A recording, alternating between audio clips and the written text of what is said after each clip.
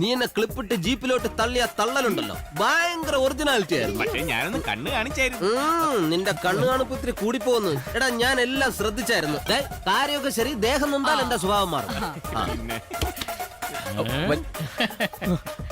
വല്യേട്ടാ, വല്യേട്ട് മമ്മൂട്ടിയുടെ ഒരു പടമല്ലേ? വല്യേട്ടാ, എന്നെ മനസ്സിലായില്ലേ? കൃഷ്ണപുരത്തെ മാധവിയമ്മയുടെ മകൻ ജയശങ്കർ. ഏത് കൃഷ്ണപുര, ഏത് മാധവിയമ്മ എനിക്കറിയില്ല.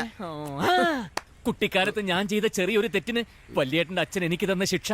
അന്ന് അദ്ദേഹം അരിവാള് വെച്ച് വെട്ടിയ വെട്ട്, ആ വെട്ട് ഇപ്പോഴും അവിടെ തന്നെയുണ്ട് വല്യേട്ടാ. ഈ വെട്ട് എല്ലാവർക്കും ഉള്ളതാ. അതല്ല, വെട്ടിയ പാട് ദാ ഇവിടെ.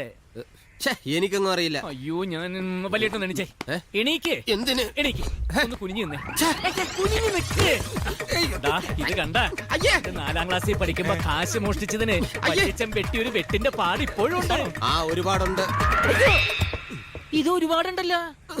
അതല്ലേ ഞാൻ പറഞ്ഞത്, ഒരുപാടുണ്ടെന്ന്. കുനിച്ച് നിർത്തിയത് മതിയടാ.